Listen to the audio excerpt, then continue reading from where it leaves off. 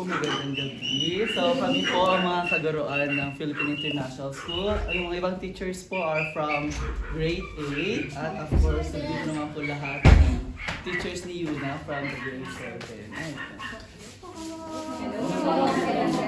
And of course, maraming salamat po sa accept po ng aming invitation para muli may paramdam sa inyo ang diwa ng Pasko na alam ko naman po lahat tayo nakakamiss. Sige po. So, teachers, and before we start po, Miss Cherish will read us a short Bible verse po. Ito ang paraan ng pagpapakita ng Diyos ng kaniyang pag-ibig sa atin. Isinugo niya ang kanyang bugtong na anak sa sanlibutan upang tayo'y mabuhay sa pamamagitan niya. Hindi tayo ang umibig sa Diyos, kundi siyang umibig sa atin at isinugo ang kanyang anak bilang handog upang mapatawad ang ating mga kasalanan. Mga minamahal, kung gayon ay dapat din tayong mag-ibig sa isa't isa, sapagkat ang pag-ibig ay mula sa Diyos at ang sino mang umiibig ay isinilang ng Diyos at nakakilala sa Diyos. Ang hindi umiibig ay hindi nakakakilala sa Diyos, sapagkat ang Diyos ay pag-ibig. Dito nagpakita ang pag-ibig ng Diyos sa atin. Hindi tayo iniibig ng Diyos dahil tayo'y mabuti, kundi sapagkat siya mismo ang nagpakita ng kanyang pag-ibig sa pamamagitan ng pagpapadala ng kanyang anak bilang handog para sa ating mga kasalanan. Juan, versikulo 4, siyam hanggang 11. Yun na po yun, Mother.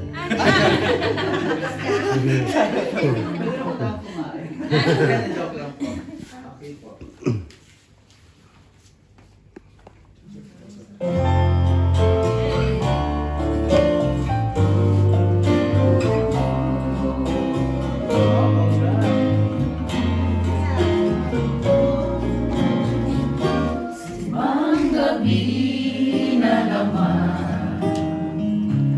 Tayo'y gising na patulog pa lang ang buwan.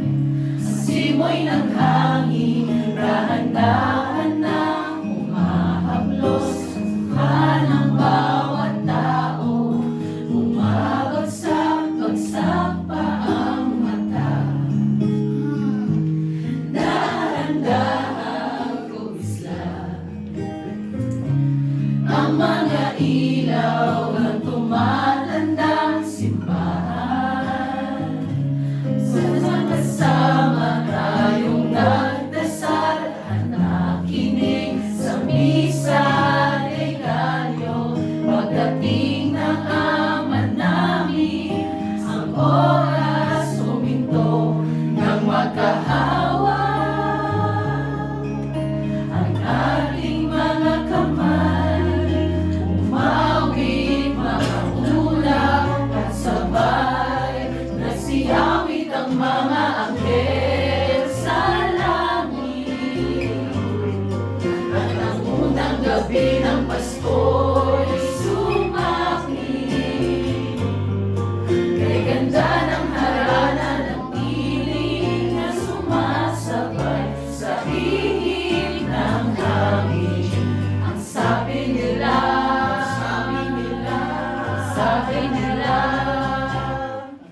Yun na po yun, Mother. Meron pa po. Merry Christmas! Merry Christmas!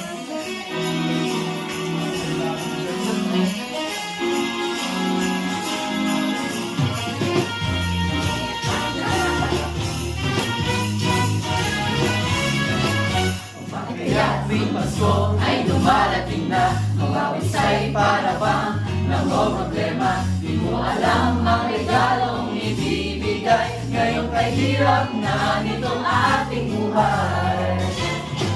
Meron pa kayang caroling at Noche Buena, kung tayo naman ay kapos at wala ng pera. Nakaiyak kung muling pagdaguan mo ang iyong mga hinahanap sa araw ng Pasko. Ngunit kahit anong mangyari, ang pag-ibig sana'y maghari.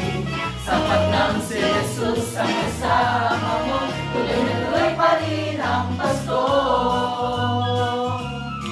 Hey! Sarah G! Pasok! Noong isang taon sa sana'y kapag mayroong Quezon Wall at ambon. Mga saging Happy New Year mapupuspon at ang hamon ay mauuwi sa pag-uod. Ngunit kahit anong mangyari, ang pag-ibig sana ay maghari. Sapat nang si Jesus ang kasama mo, tuloy na tuloy pa rin ang Pasko. Merry Christmas!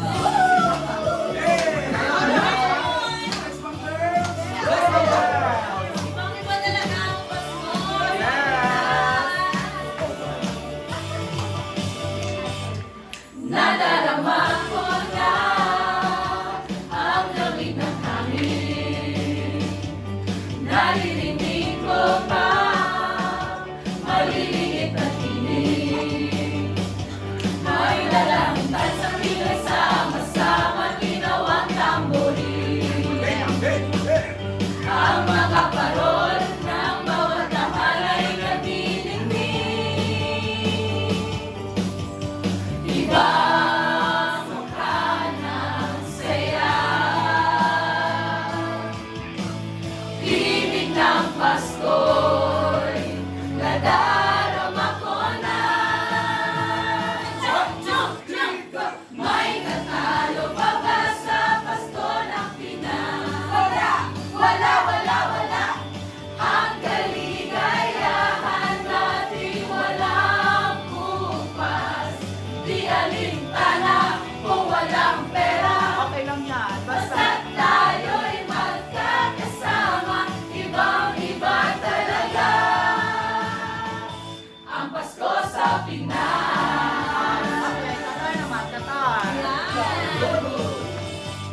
May simpleng regalo lang, sininong at sinina, para sa inaanak na nag-aabang. Ang buong pamilya ay magkakasama sa paggawa ng Christmas tree.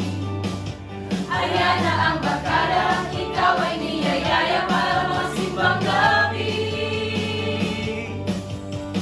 Ibang mukha ng saya, ibig ng Pasko'y nadarama ko na. 1, 2, 3. May katalo pa ba sa Pasko ng Qatar? Wala! Wala, wala, wala! Ang kaligayahan natin walang kumpas. Di alintana kung walang pera. Basta't tayo'y magkakasama, ibang-iba talaga ang Pasko sa Qatar. Ibang-iba talaga, kahit saan ikumpara. May iba-ibig na hindi maintindihan. Mapapangiti lang